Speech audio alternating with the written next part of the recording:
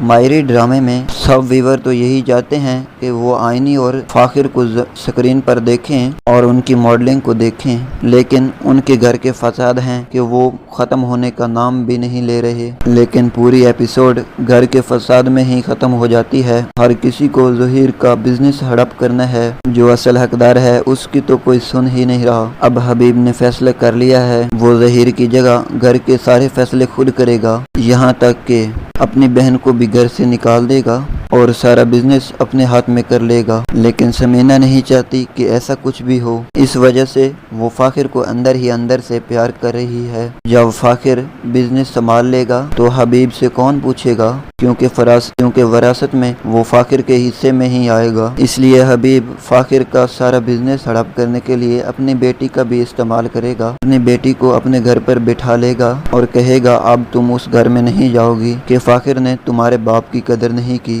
لیکن آئینی اپنے لیے سٹینڈ لے گی اور کہے گی آپ نے اس لیے ہی میری شادی فاخر سے کی تھی کہ سب کچھ میرا ہوگا، تو اب کیا ہو گیا، میں تو فاخر کے ساتھ ہی رہوں گی۔ جبکہ عائشہ کو پتہ نہیں کیا ہو گیا ہے، اس کو اپنی بیٹی کا حق کھانے کا شوق پتہ نہیں کب سے ہو گیا، جبکہ اس کو اس بات کا اچھی طرح سے اندازہ ہے فاخر کے ہاتھ میں جب کچھ آیا بھی تو وہ اس کے ہاتھ میں نہیں بلکہ رحیلہ کے ہاتھ میں آئے گا۔ مزید ڈرامہ اپڈیٹ کے لیے ہمارے چینل کو سبسکرائب کیجیے اور مزید اپڈیٹ کے لیے لائکس کیجیے۔